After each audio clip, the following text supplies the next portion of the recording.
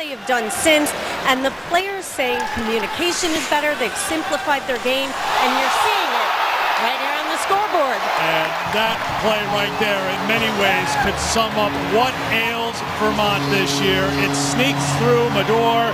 Boston College on top 1-0.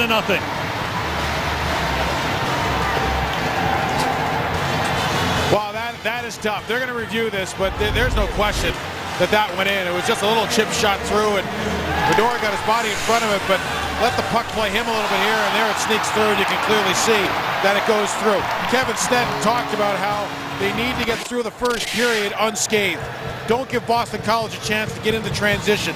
Don't give up ahead, but turning a little bit too late to see the puck was Destry straight, but out of the pile comes Smith. Smith carries all the way in, sets it up in front, score! Danny Linnell gets his third of the year, and it's 2-0 Eagles.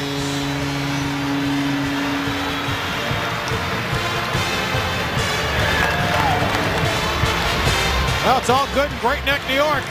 Danny Linnell contributes on the score sheet. You know, the one thing Vermont didn't want to do was this, right here. Turn the puck over to let BC get into transition. And once they got going and got numbers and got a play to the net, it was all over. Linnell's a workhorse, big body, strong stride, gets outside the D, stick down. I mean, that is perfect. To Deering. Back to HD Lenz. Lenz's shot deflected by Patrick Way. Final seconds of the power play for the Catamounts. Out of the box is McLeod. He goes right to the bench. Teams are back to skating 5-on-5. Chance here, score! Vermont is on the board. It's not a power play goal.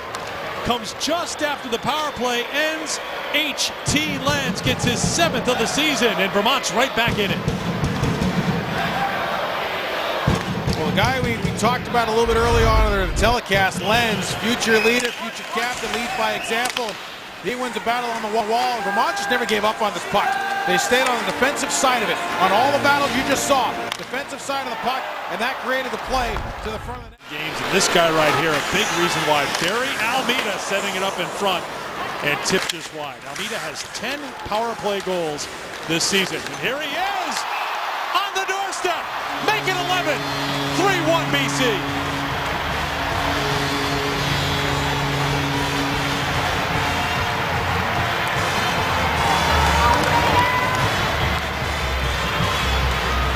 Wow, there is stuff you just can't teach. And folks, there's some stuff you just can't analyze. Just sit back and enjoy that one. What a play Almeida made coming out of the corner to get himself available. A little Dennis Savardian spinorama. Stick down, available, goes to the net, picks it up, whoops. That's unbelievable stuff.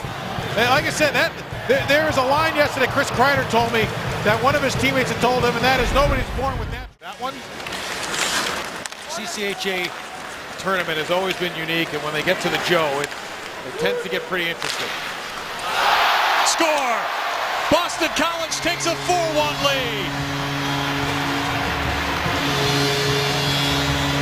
The Eagles inching closer to making tomorrow night championship night. On senior night, and another senior moment as Almeida scores.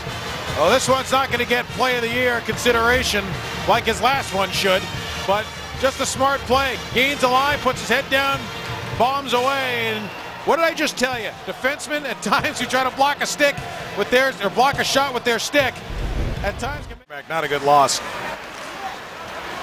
Coming away, Whitney gets hooked, takes a shot at goal, and scores. An empty net goal for Stephen Whitney, who frankly has had a couple of looks tonight.